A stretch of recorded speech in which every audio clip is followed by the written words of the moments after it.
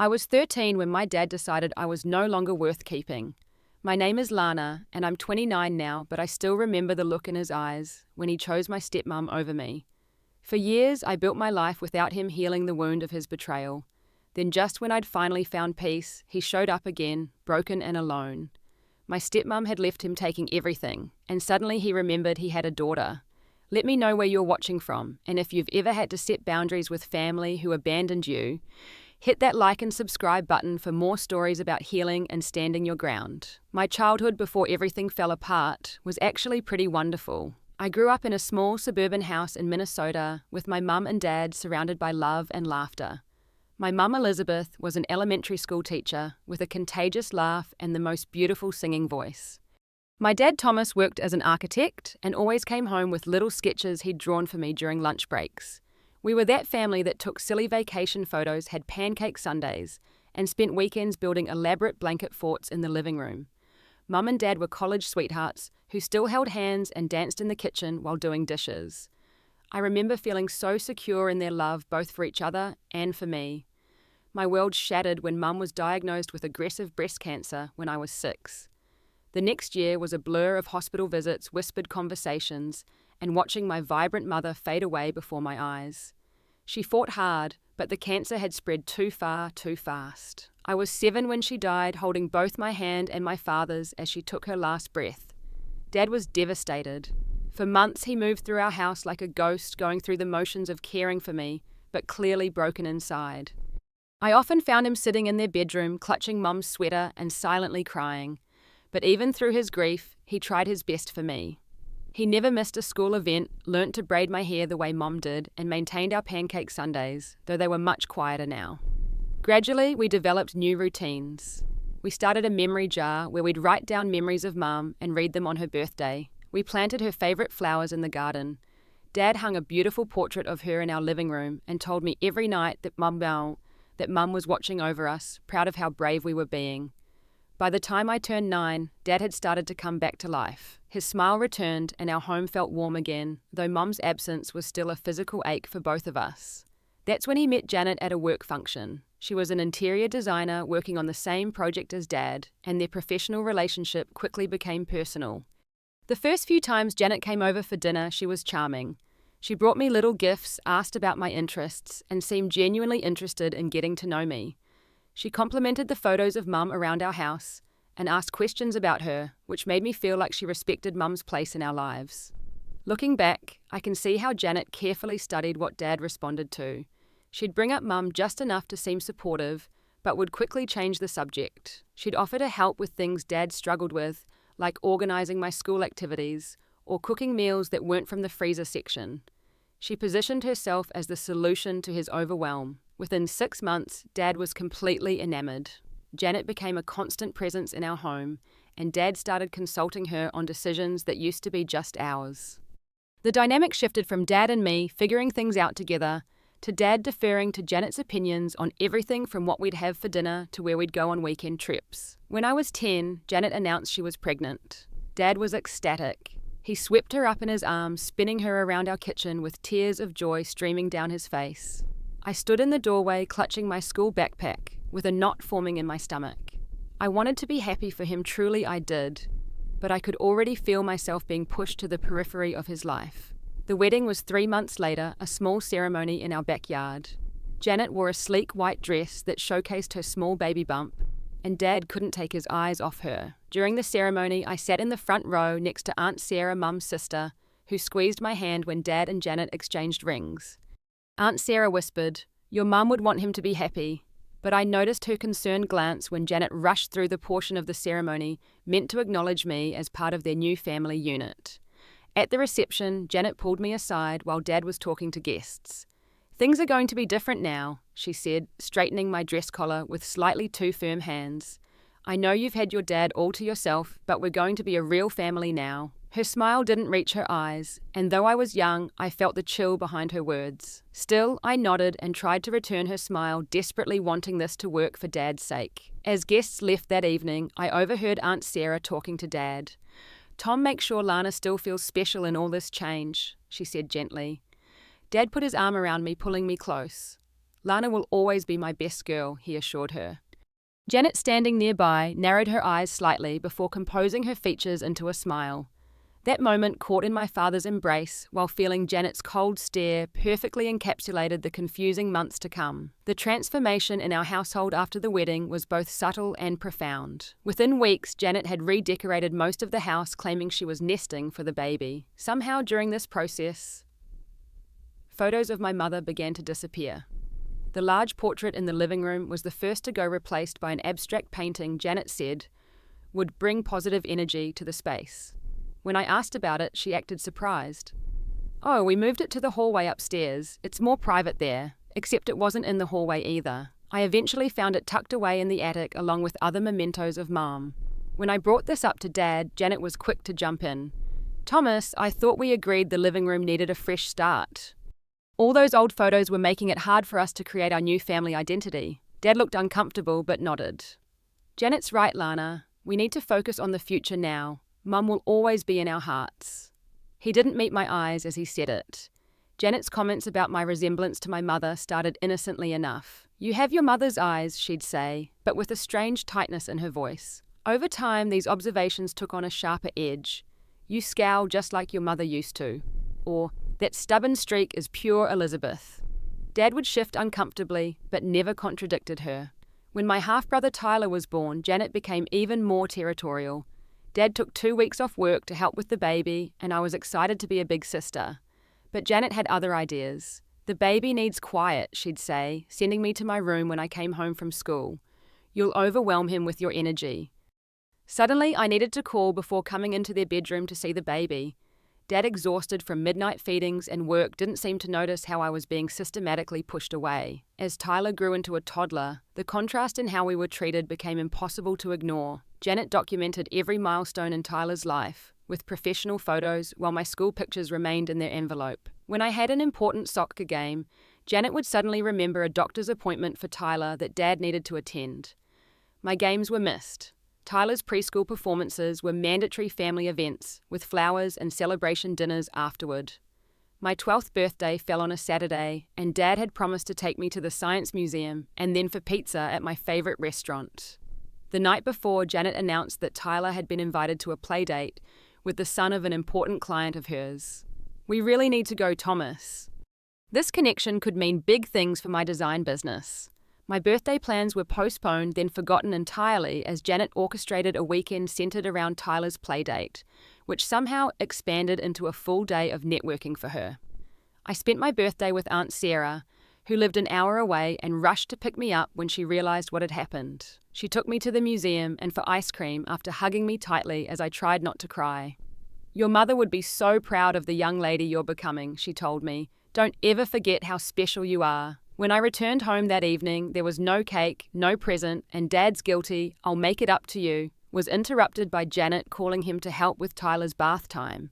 Financial matters became another way Janet exerted control. As Tyler grew, money was always available for his activities, new clothes and toys, while my requests were met with discussions about budget constraints and learning financial responsibility. My school supplies came from discount stores, while Tyler's nursery was featured in a local home magazine. When I needed new shoes for school, Janet suggested we look at thrift shops first. A week later, she came home with designer sneakers for Tyler, who was barely walking. Dad became increasingly absent from my life, not just physically, but emotionally. Our special rituals faded away. No more pancake Sundays, no more reading together before bed. He'd come home from work, kiss Janet, play with Tyler, and then retreat to his home office claiming deadlines. I'd hear them talking after I went to bed, Janet's voice rising and falling as she detailed my perceived shortcomings. She left her shoes in the hallway again. She rolls her eyes just like Elizabeth used to. She's not making any effort to be part of this family. I tried so hard to win her approval. I kept my room spotless, volunteered to help with Tyler, offered to do extra chores. Nothing made a difference. Janet would find a speck of dust I'd missed or claim I'd played too roughly with Tyler when all I'd done was help him build a block tower. She'd rearrange the dishwasher after I'd loaded it, sighing loudly about having to redo everything. The most painful part was watching Dad's defense of me weaken over time. Early on, he'd say, "Lana's doing her best," or "She's still adjusting." Later it became, "Lana, please try harder not to upset Janet." By the time I was 12, he'd simply avert his eyes when Janet criticized me, his silence a tacit agreement with her assessment. I began to hear arguments behind closed doors. Janet complained about the constant reminder of your past life and how divided loyalties are destroying our family. Dad's responses became increasingly feeble. Once I heard him say, "She's my daughter Janet, what am I supposed to do?" And Janet's chilling response, "Choose Thomas, choose your real family." The isolation from extended family happened gradually too. Visits with Aunt Sarah became less frequent as Janet scheduled conflicting family events. Phone calls with Mum's parents were cut short, or forgotten. Holiday gatherings shifted to Janet's family, where I was introduced as Thomas's daughter, rather than as part of the family. My grades began to slip as home became a battlefield. Teachers noticed my withdrawal, but when they reached out, Janet attended the conferences and explained away my behavior as typical preteen adjustment issues, while Dad nodded beside her. The school counselor tried to engage me, but years of walking on eggshells had taught me to keep my problems to myself. Who would believe that beneath Janet's perfect suburban mom exterior lay so much resentment toward a child? By the time Janet announced she was pregnant with her second child, our household had become a carefully choreographed performance of family harmony that crumbled the moment we were behind closed doors. I existed on the periphery of their lives, a reluctant audience to the real family Janet had created with my father and half-brother. I was 13, and the worst was yet to come. The day everything shattered began like any other. I came home from school, quietly letting myself in and heading straight to my room as Janet had instructed me to do. Tyler was having his afternoon nap, and Janet was obsessively protective of his sleep schedule. I started my homework at my desk, keeping my music in headphones and my movements minimal. About an hour later, I heard Tyler wake up crying. Janet was usually quick to get him, but the crying continued. After a few minutes, I cautiously ventured out of my room. Maybe she was in the bathroom and couldn't hear him. I peeked into Tyler's room and saw him standing in his crib face, red and tear-streaked. When he saw me, he reached out his arms. I hesitated, knowing Janet didn't like me picking him up, but his little sobs broke my heart. I gently lifted him, whispering soothing words as I carried him downstairs to find Janet.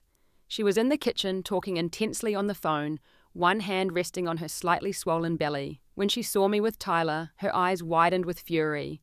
She abruptly ended her call. "What do you think you're doing?" she snapped. "He was crying for a while," I explained, shifting Tyler to my hip. "I thought maybe you couldn't hear him." "I was giving him a chance to self-soothe," she said, reaching for him. "Now you've undermined my parenting again."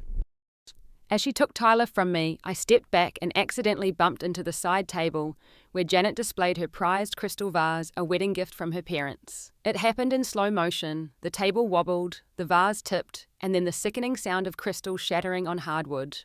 The silence that followed was deafening. Janet stared at the broken pieces, then at me, her face transforming with a hatred so pure it made me step back. "You did that on purpose," she whispered. "No, I swear it was an accident." I pleaded, already kneeling to pick up the larger shards. "Don't touch it," she shrieked, causing Tyler to start crying again. "You've wanted to destroy my things from the beginning, just like you've tried to destroy this family." "Janet, I'm sorry, I can replace it with my allowance," I offered desperately. She laughed, a cold, frightening sound. "Your allowance? That vase cost more than you're worth." The front door opened and Dad called out his usual greeting. Janet's expression instantly changed, tears filling her eyes as she bounced a crying Tyler. "Thomas, thank God you're home," she said, her voice breaking. Dad rushed in, taking in the scene with confusion. "What happened here?" Before I could speak, Janet launched into her version. She took Tyler from his crib against my explicit instructions, and when I tried to explain why that was harmful, she deliberately pushed over my mother's vase. When I got upset, she told me none of my things belong in this house anyway. "That's not true," I protested. "It was an accident, Dad, I swear." Dad looked between us, his expression troubled. "Lana, go to your room while I clean this up and calm everyone down." "But Dad..." "Now, Lana," he said firmly. I ran upstairs, tears blurring my vision. Through my closed door, I could hear Janet's voice rising and falling, punctuated by sobs. I couldn't make out the words, but the emotional manipulation was clear even to my 13-year-old self. Dad's responses were muted, but I recognized his placating tone, the one he'd been using more and more with Janet. Hours passed. I sat on my bed, alternating between anger and fear. Around dinner time, I heard Tyler laughing downstairs, the clink of cutlery, the normal sounds of family dining that apparently no longer included me. No one called me down to eat. When my bedroom door finally opened around 9 o'clock, Dad entered alone. His face was drawn, eyes red-rimmed. He sat heavily on the edge of my bed, not quite looking at me. "Lana, we need to talk," he began, his voice rough. "Dad, I'm really sorry about the vase. It was a complete accident, I promise." He nodded absently. "I know you didn't mean to break it, but this situation, it's been difficult for everyone. Janet is pregnant, she's emotional, and the doctor says she needs to avoid stress." A cold feeling settled in my stomach. "What are you saying?" He took a deep breath. "I think it would be best if you stayed with Aunt Sarah for a while, just until things settle down after the baby comes." The words didn't make sense at first. "Like, for a weekend," Dad studied his hands. "For a bit longer than that. Janet thinks we think it might be good for everyone to have some space." "You're sending me away because of a broken vase?" My voice rose with disbelief. "It's not about the vase, Lana. It's about the whole situation. The tension isn't healthy for anyone, especially not for Janet in her condition. So I'm just disposable. Your actual daughter gets thrown away because your new wife doesn't want me around." The injustice burned in my chest. Dad finally looked at me, his expression pained. "Don't say it like that. Nobody's throwing you away. This is temporary. I just need to focus on Janet and the pregnancy right now. Once the baby is born and things calm down, we'll figure out the next steps." "When?" I demanded. "When exactly do I get to come back home?" His gaze slid away again. "I can't give you an exact date, Lana. Let's just see how things go." That's when I knew. This wasn't temporary. In his mind, he was already letting me go. "Does Aunt Sarah even know about this plan?" I asked, voice trembling.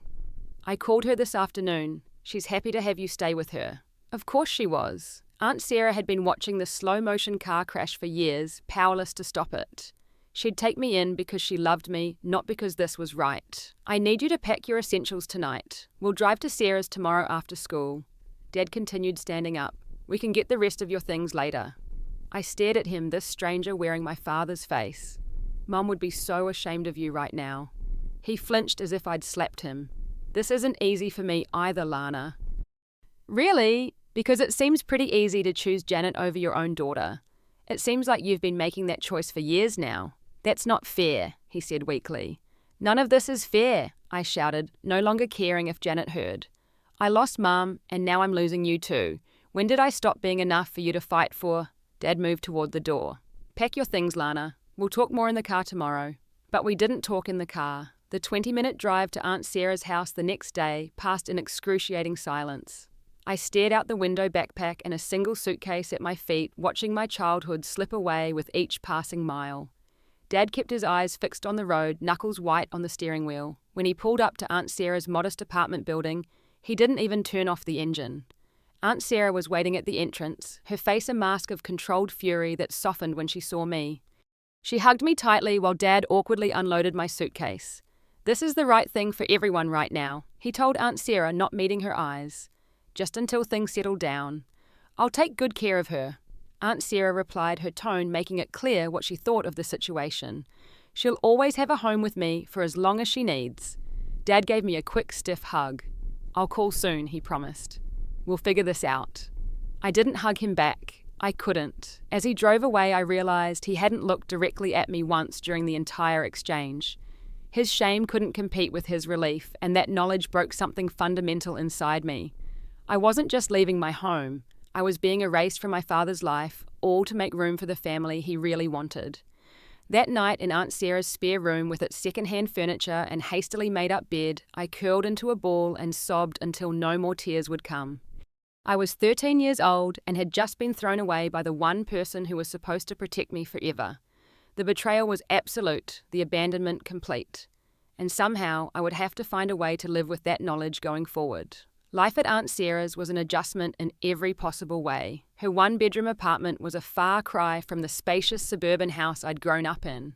For the first month, I slept on a pull-out couch in her living room while she tried to figure out how to rearrange things to give me some privacy. Eventually, she converted her small home office into a bedroom for me, repainting it my favorite shade of blue and hanging fairy lights around the window. "This is your home now," she told me firmly as we arranged my few belongings in the new space. For as long as you want it to be. Aunt Sarah worked as a nurse, often pulling long shifts that left her exhausted. Despite this, she never made me feel like a burden. She learned to cook the foods I liked, helped me with homework, and most importantly, gave me space to grieve. Unlike my father, who had expected me to simply adjust to each new heartbreak, Aunt Sarah acknowledged my pain. "What you're feeling is valid," she told me one night when she found me crying over a photo of my mum. "You've lost so much, Lana. It's okay to be angry and sad. Those feelings don't make you bad or ungrateful." The first few months were the hardest. I kept expecting Dad to call to visit, to somehow realize what he had done and make it right. The calls did come, but they were infrequent and awkward. Janet was always mysteriously resting during these conversations, though I could sometimes hear her voice in the background monitoring what Dad said. He'd ask about school and activities, but never about when I might come home. After each call, I'd retreat to my room, a fresh wave of abandonment washing over me. By the time Janet gave birth to a girl they named Lily, the calls had dwindled to once a month. Dad sent a text with a photo of the baby, but didn't invite me to visit. That Christmas, 5 months after I'd been sent away, a package arrived with gifts that had clearly been selected by Janet generic clothes, in sizes too small, and a young adult novel I'd already read. Dad's card contained a gift card and a vague hope that we'd see each other soon. No specific plans, no dates, no genuine effort to rebuild our relationship. My grades had plummeted in those early months. I couldn't focus, couldn't sleep, couldn't stop replaying the moment Dad had told me I needed to leave. The school counselor at my new school, noticing my withdrawal, suggested therapy. Aunt Sarah immediately agreed, dipping into her savings to make it happen when our insurance only partially covered the cost. Dr. Winters, my therapist, became another lifeline. In her cozy office with its comfortable chairs and calming blue walls, I slowly began to unpack the trauma of being discarded by my own father. "You didn't cause this," she reminded me in session after session. "This is about your father's weakness and Janet's insecurity. None of this reflects on your worthiness of love." Logically, I understood this. Emotionally, it was harder to accept. How could I not be fundamentally unlovable if my own father could walk away so easily? Dr. Winters helped me see that Dad's choice revealed his character, not mine. That realization didn't diminish the pain, but it gave me something solid to stand on as I began to rebuild my sense of self. By the time I turned 15, the calls from Dad had stopped entirely. A birthday card arrived with money, but no personal message. Aunt Sarah, watching me stare at the impersonal signature, pulled me into a fierce hug. "You deserve so much better," she whispered fiercely. "And someday he'll realize what he threw away." I decided then that I couldn't keep waiting for Dad to remember he had a daughter. The hope was destroying me bit by bit. With Dr. Winter's guidance, I consciously chose to focus on building a life without him. It was one of the hardest decisions I've ever made, but also one of the most liberating. School became my refuge. I poured all my pain and anger into studying, staying late at the library, joining academic clubs. My grades soared as I channeled my emotions into achievement. Teachers noticed, offering mentorship and encouragement. My English teacher, Ms. Ramirez, particularly took me under her wing, introducing me to graphic design when she noticed my artistic abilities. "You have a unique perspective, Lana," she told me, showing me how to use the design software on the school computers. "Your experiences have given you a depth that comes through in your work." By junior year, I'd found my passion. Graphic design combined my love of art with structure and problem solving. I created portfolios, entered contests, and began saving every penny from my weekend job at a local coffee shop for a decent computer. Aunt Sarah surprised me on my 17th birthday with a refurbished MacBook she'd been making payments on for months. "I believe in you," she said simply when I protested that it was too expensive. "Your mother would be so proud of the young woman you're becoming." High school also brought friendships that helped heal the wounds of abandonment. Maya, with her infectious laugh and unwavering loyalty, was the first person who made me feel truly seen after years of being invisible in my own home. Then came Jackson and Zoe, who pulled me into their tight-knit group without hesitation. They knew my story but never treated me with pity. "Family is who shows up," Zoe declared one night during a sleepover at her house. "And we're showing up for you, Lana." These friends became my chosen family, filling holidays and weekends with laughter and belonging. Their parents welcomed me warmly, including me in family dinners and celebrations, without making me feel like charity. For the first time since Mum died, I felt part of something solid and genuine. My first serious relationship came during senior year. David was thoughtful and patient, never pushing when I struggled with trust issues. "I'm not going anywhere," he would reassure me when my insecurities surfaced. Though we eventually grew apart when he left for college. Across the country, those 18 months with him taught me that I was capable of both giving and receiving love. College applications dominated my final year of high school. With Aunt Sarah's encouragement, I aimed high, applying for scholarships and grants to make it possible. When the acceptance letter from the Rhode Island School of Design arrived, along with a substantial scholarship offer, Aunt Sarah and I danced around her tiny kitchen in celebration. Graduation day was bittersweet. As I stood in my cap and gown, scanning the audience, a small part of me still hoped to see Dad's face in the crowd. He wasn't there, of course, but Aunt Sarah was cheering loudly enough for both parents along with my chosen family of friends. After the ceremony, as we gathered for photos, Maya's mother insisted on taking extras for your portfolio, future job applications, and anything else you might need. We all understood what she was really saying. These would be the photos I'd display in the future, the ones that showed the people who had actually shown up for me. College brought new challenges and growth. Living in a dorm, managing my own schedule, making new friends, while maintaining distance from my painful past. I threw myself into my studies, developing a distinctive style that professors praised for its emotional resonance. By junior year, I was interning at a respected design agency, impressing them enough to secure a job offer for after graduation. Through it all, Aunt Sarah remained my rock. We spoke several times a week, and I returned to her apartment during breaks. It had become home in a way my father's house never had after Mum died. When I graduated with honours, Aunt Sarah sat in the front row, tears of pride streaming down her face. The woman who had taken in her broken 13-year-old niece was now watching that same girl, grown into a strong young woman, step confidently into her future. After college, I moved to Chicago for my first professional position. The salary wasn't huge, but it was enough to rent a small apartment and begin building independence. I thrived in the creative environment, quickly earning a reputation for dedicated work and innovative solutions. When the opportunity arose to freelance on the side, I took it, gradually building a client base that would eventually allow me to launch my own design studio at 27. Through these years of growth and achievement, Dad remained a ghost in my life. No calls, no cards, no acknowledgement of graduations or career milestones. Occasionally, through distant family connections, I'd hear snippets about his life. Janet's interior design business was thriving. Tyler was playing baseball. Lily was taking dance lessons. They'd moved to a bigger house in an exclusive neighborhood. These details would arrive like tiny daggers, reminders of the life that apparently had flourished once I was removed from it. I'd built a good life for myself by my late 20s. My design studio was gaining recognition. I owned a cozy condo in a neighborhood I loved, and I had meaningful friendships and relationships.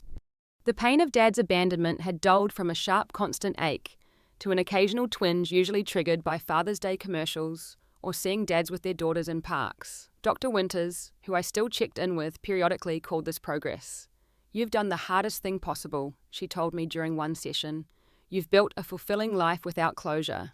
That takes extraordinary strength." I was finally at peace with my past, or so I thought. And then came the phone call that would upend everything I thought I knew about moving on. The call came on a Tuesday evening as I was finishing up client work in my home office. The number wasn't familiar, but something made me answer, instead of letting it go to voicemail as I usually did with unknown callers. "Hello," I said, distracted by the design still open on my screen. There was a pause, then a voice I hadn't heard in 15 years. "Lana, is that you?" My hand froze on the mouse. Though older, rougher, there was no mistaking my father's voice.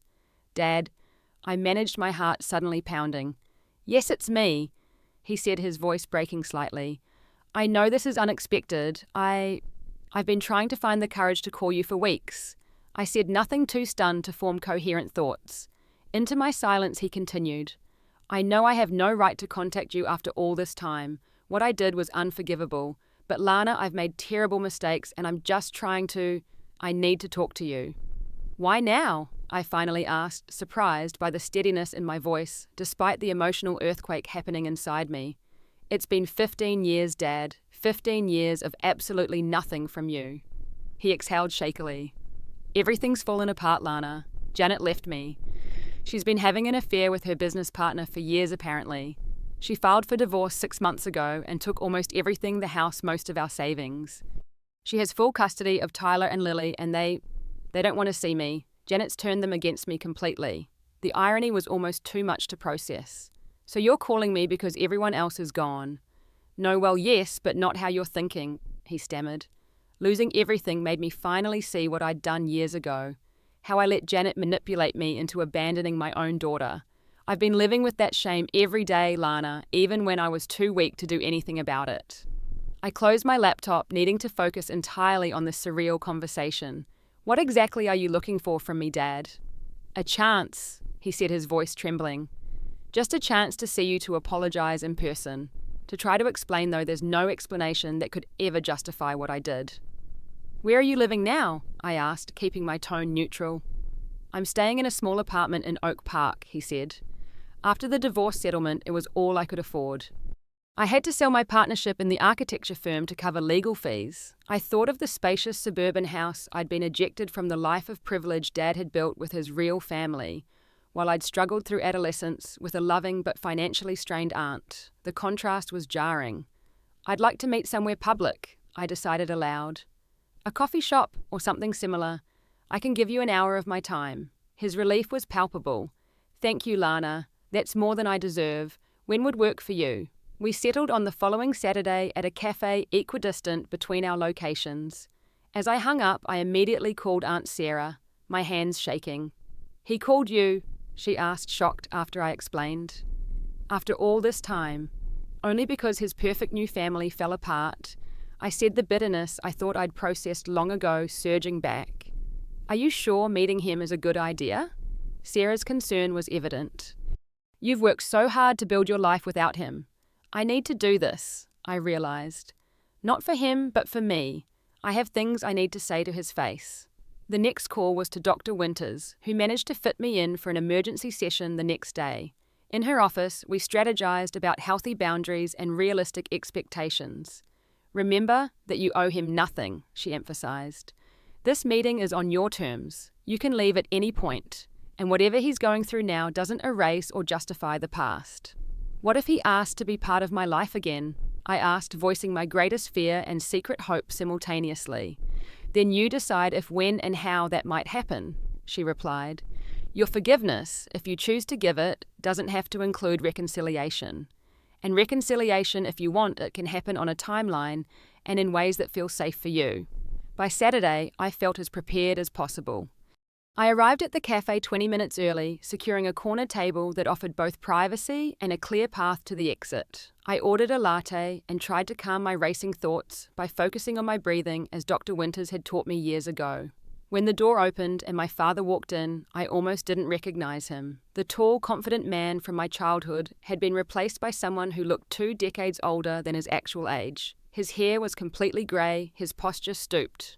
He scanned the cafe anxiously until his eyes found mine, and the naked emotion on his face as he approached was almost unbearable to witness. Lana, he said softly, standing awkwardly beside the table. Thank you for coming. You can sit, I said, gesturing to the chair across from me. He lowered himself gingerly, as if his joints pained him. Up close, I could see the deep lines etched around his eyes and mouth, the unhealthy pallor of his skin. This was a man who had been hollowed out by life, or more accurately, by his own choices.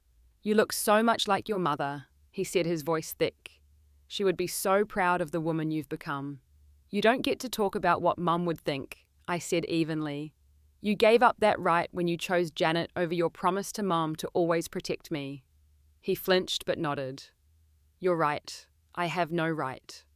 An uncomfortable silence stretched between us. Finally, he spoke again.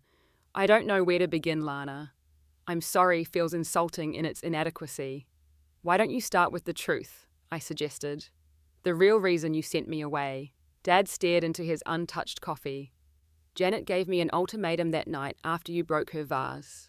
She said either you went to live with Sarah or she would leave with Tyler and take our unborn baby. She claimed the stress of constant conflict with you was endangering her pregnancy. And you believed her. I wanted to believe her.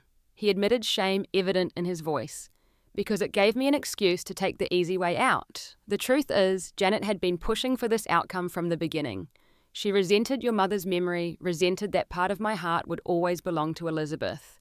You were a living reminder of the love I had before her, and she couldn't stand it. Hearing him say it out loud, this confirmation of what my 13-year-old self had sensed but couldn't articulate, sent a wave of validation through me. She systematically isolated me, Dad continued, not just from you after you left, but from everyone who might question her control. Old friends, colleagues, even my own parents before they passed. I let it happen because confrontation was hard, and she'd mastered the art of making me feel guilty for any independent thought or action. He looked up, his eyes red-rimmed. None of this excuses what I did to you, Lana. I was the adult. I was your father. I should have protected you at all costs, and instead, I sacrificed you for my own comfort. It's the greatest regret of my life. The emotional honesty was unexpected. I'd prepared for excuses for minimization, for attempts to share blame. His complete ownership of his failure left me momentarily speechless. When did you last try to contact me? I finally asked. Before this week, I mean. Dad's expression crumpled. 10 years ago, I called Sarah to ask about you. She told me you were thriving in college, no thanks to me, and that any attempt to disrupt your hard-won stability would be selfish on my part. She was right. I convinced myself staying away was a final act of fatherly love, when really I was just too ashamed to face what I'd done. And now Janet's gone, and suddenly you remember you have a daughter, I observed. It's not that simple, he protested weakly.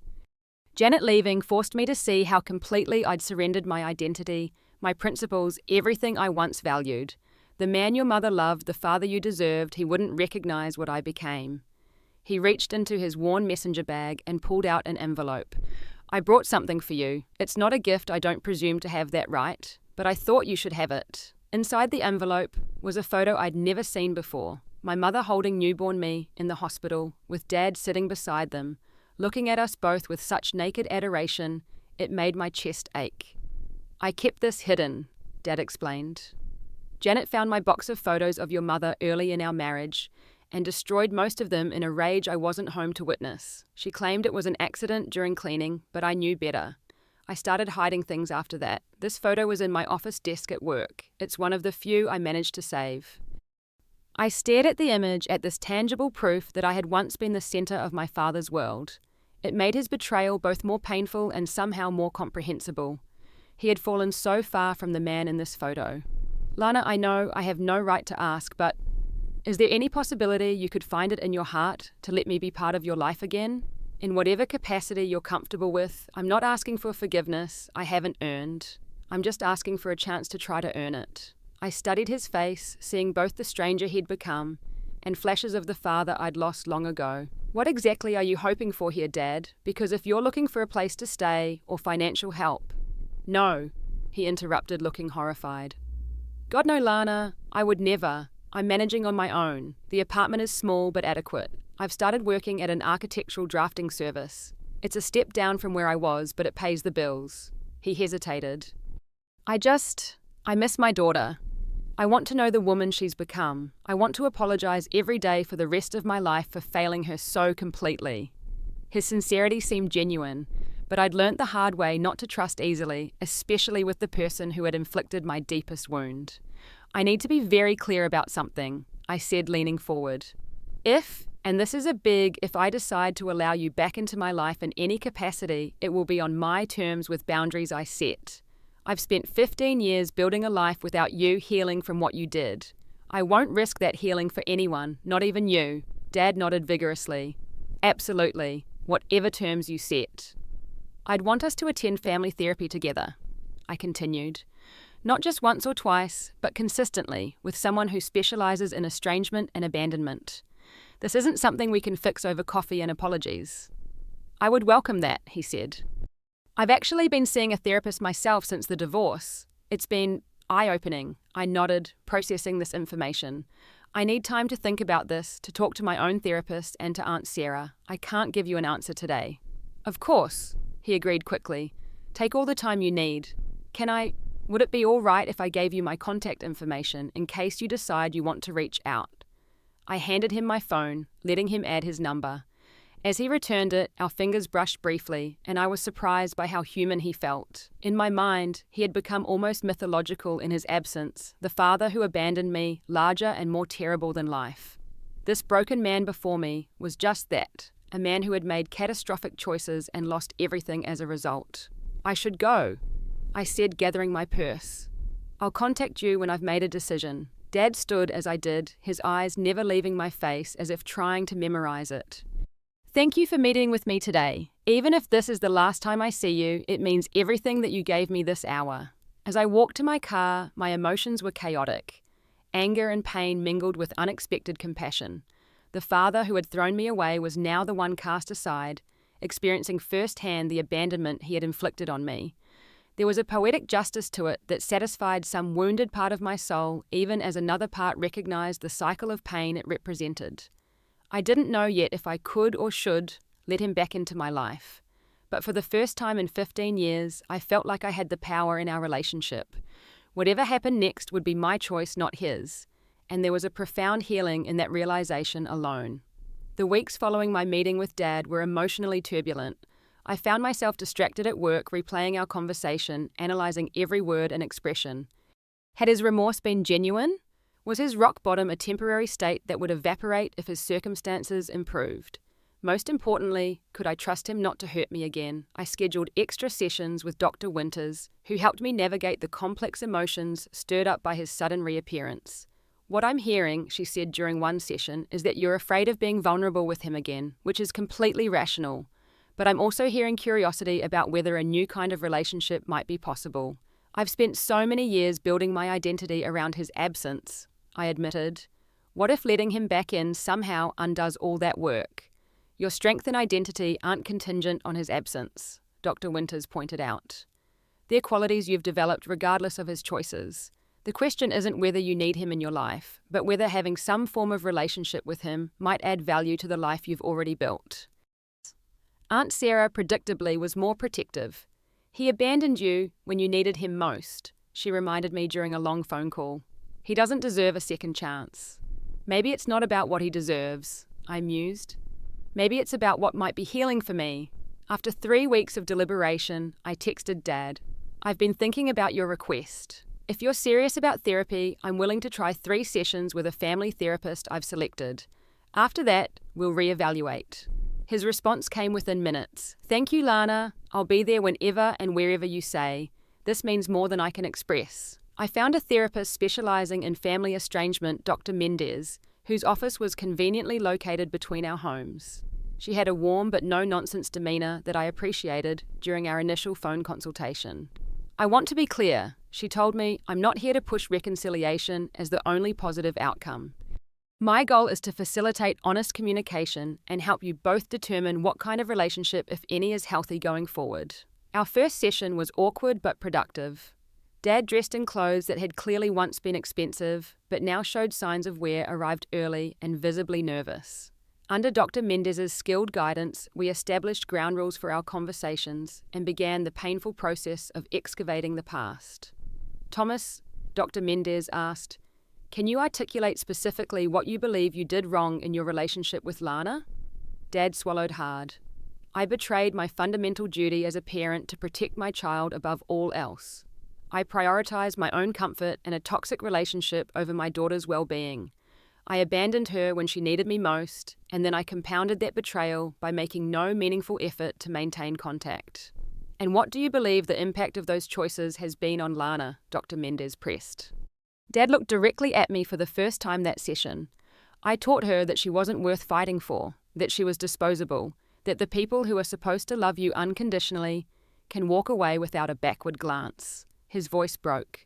I inflicted a wound that no child should ever have to bear, especially not from a parent. The accuracy of his assessment was startling. There was no minimization, no excuses, no attempt to distribute blame. In that moment, I glimpsed the father I'd lost, a man capable of honest self-reflection and genuine remorse. In our second session, I shared the concrete impacts of his abandonment. The therapy I'd needed, the trust issues that had affected my relationships, the milestones I'd celebrated without a father present, the financial struggles Aunt Sarah and I had faced, while he provided abundantly for his new family. I worked 3 jobs my first year of college. I told him, my voice steady, despite the emotion behind my words. Aunt Sarah took on extra shifts to help with textbooks. Meanwhile, Janet was posting photos of Tyler's lavish 16th birthday party on social media. Do you have any idea what that felt like? Dad looked physically ill. I have no defense, Lana. None. The inequity is inexcusable. By our third session, we had established a foundation of painful honesty. Dr. Mendez asked me the pivotal question: Lana, do you want to continue these sessions and explore what a new relationship with your father might look like? I'd been asking myself the same question for weeks. I think I do, I said slowly. Not because he deserves it, but because I'm curious about who he really is now and whether knowing him might help me understand parts of myself better. Dad's relief was visible, though he tried to contain it.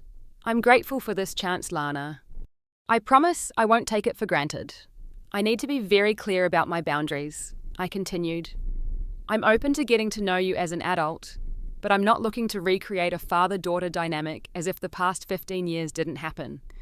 And I need you to understand that Aunt Sarah is my family. She stepped up when you stepped out, and her place in my life is non-negotiable. I would never try to replace or diminish Sarah's role, Dad assured me. She did what I failed to do, and I'll be forever in her debt for loving you when I didn't have the courage to stand up for you. We established a careful routine, weekly therapy sessions, and occasional coffee meetups in public places. I learned that Dad had indeed lost nearly everything in the divorce. Janet had been building her case for years, documenting every perceived failing on his part while concealing her affair with her business partner. When she finally left, taking both children and most of their assets, Dad had fallen into a deep depression. Tyler and Lily want nothing to do with me, he confessed during one of our coffees. Janet's convinced them I was abusive and controlling. The irony would be almost funny if it weren't so painful. I felt a complex sympathy for him. Have you tried to reach out to them directly? Tyler blocked my number after I missed a child support payment during the worst of the financial chaos. Lily still texts occasionally, but it's clear Janet monitors the conversations. I'm hoping that as they get older, they might develop more independent perspectives. The parallel to my own situation wasn't lost on either of us. Dad was now experiencing the parental alienation he had once enabled against me. Over the following months, our cautious reconnection continued. I learned that my father had once been a talented architect with a passion for sustainable design that had been gradually stifled in his marriage to Janet. Now working at a much lower level in the field, he was rediscovering his original enthusiasm, volunteering his skills for a non-profit building affordable eco-friendly housing. It doesn't pay much, but it matters. He explained genuine animation in his voice for the first time since we'd reunited. I feel like I'm finally doing something worthwhile again. I invited him to a gallery, showing where some of my design work was being featured. Watching him study my pieces, pride evident in his expression, I felt an unexpected warmth. You have your mother's creative eye, he said softly, but your style is entirely your own. It's remarkable, Lana. 6 months into our reconnection, I agreed to have dinner at his modest apartment. The space was small but thoughtfully arranged with several of my design pieces framed on the walls. On his refrigerator, held by a magnet, was a newspaper clipping about my studio winning a local business award. I hope it's okay that I keep track of your accomplishments, he said, noticing my attention on the clipping. I've been following your career as best I could from a distance even before I found the courage to contact you. That evening, as we shared a simple meal he had prepared, the conversation turned to Aunt Sarah.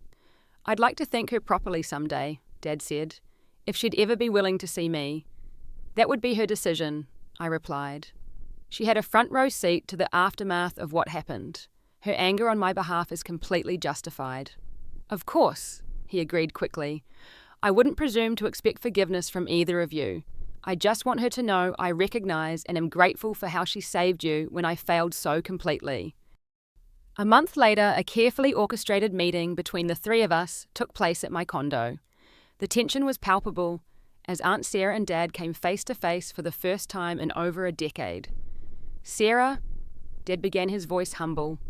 I don't have adequate words to thank you for raising Lana when I abandoned my responsibility. You gave her the love and stability I should have provided, often at great personal sacrifice. I will be forever in your debt. Aunt Sarah studied him with the shrewd assessment of someone not easily swayed by words. I didn't do it for you, Thomas.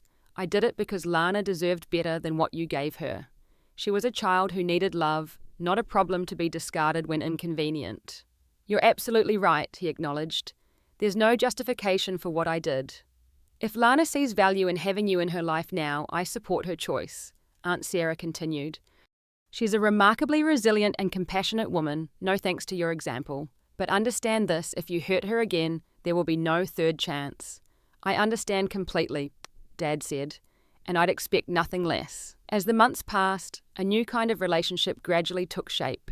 Not the unconditional father-daughter bond of my early childhood, nor the painful estrangement of the intervening years, but something new, a cautious adult connection built on honesty, boundaries, and mutual respect.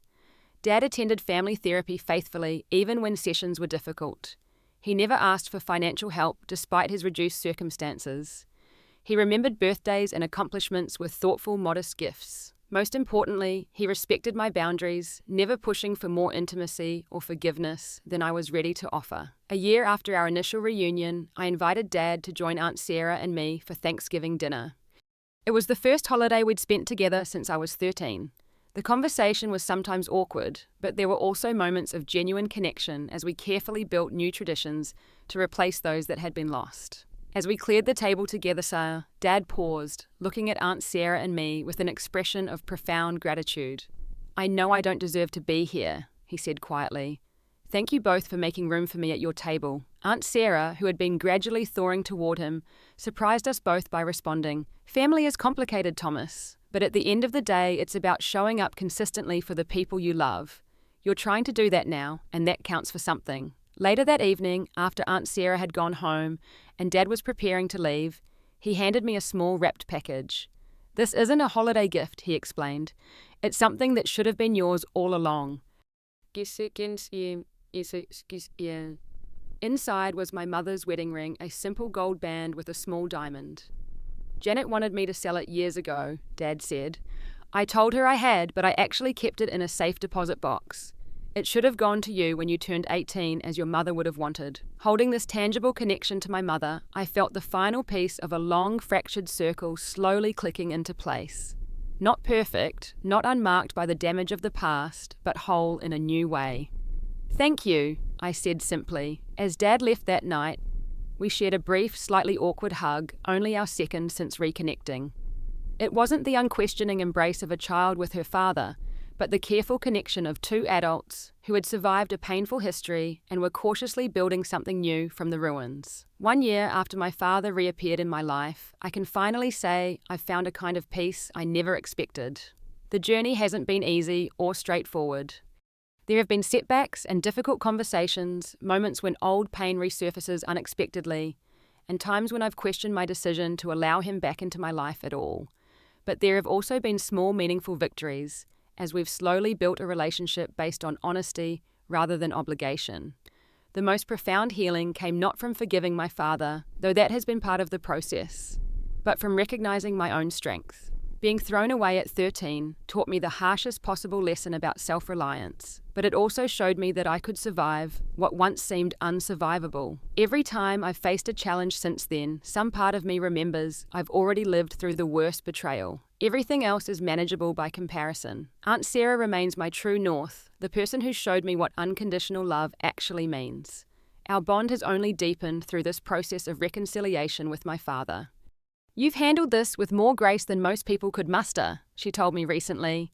Your mother would be so proud of the wisdom you've shown. Dad has continued to respect the boundaries I've established.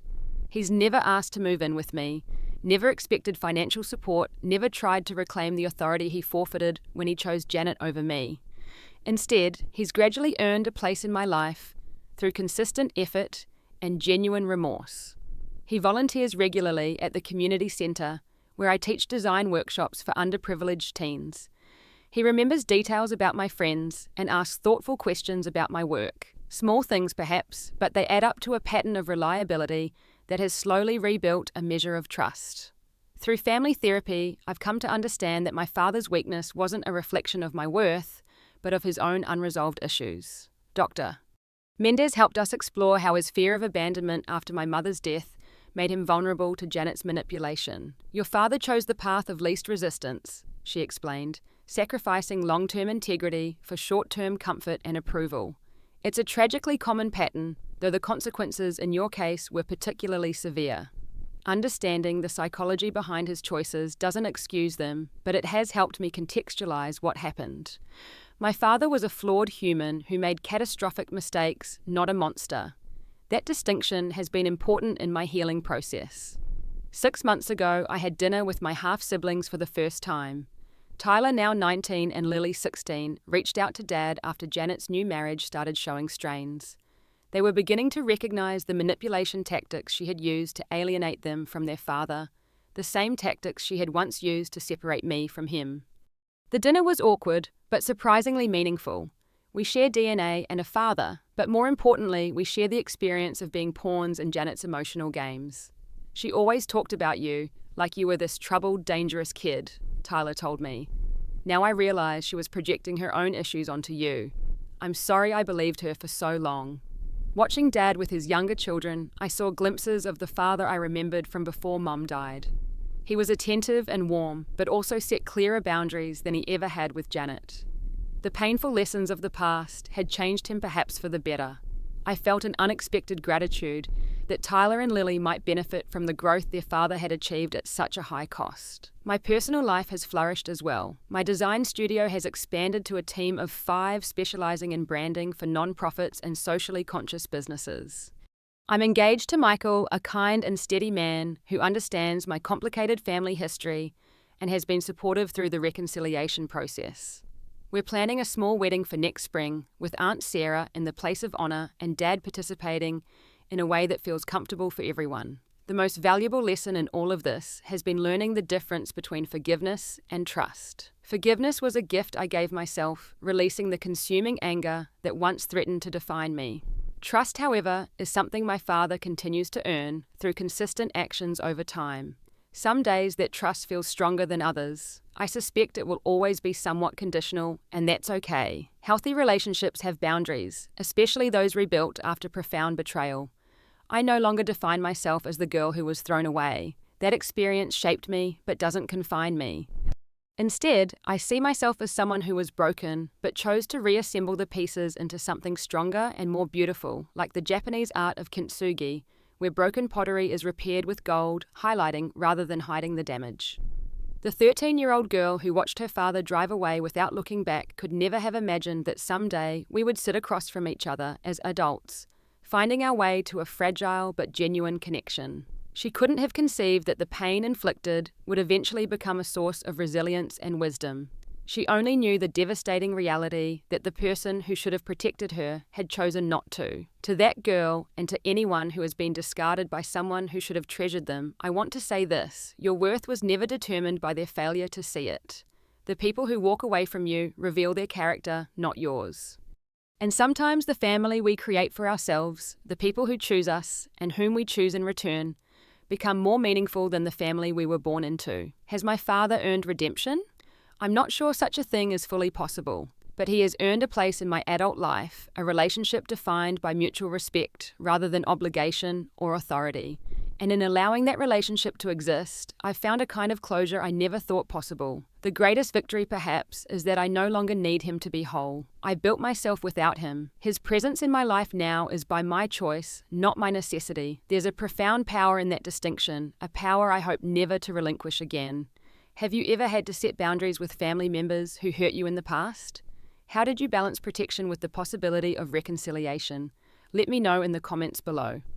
And if this story resonated with you, please like, subscribe, and share it with someone who might need to hear that being discarded doesn't determine their worth. Thank you for listening to my journey, and remember, the family that matters most is often the one we choose for ourselves.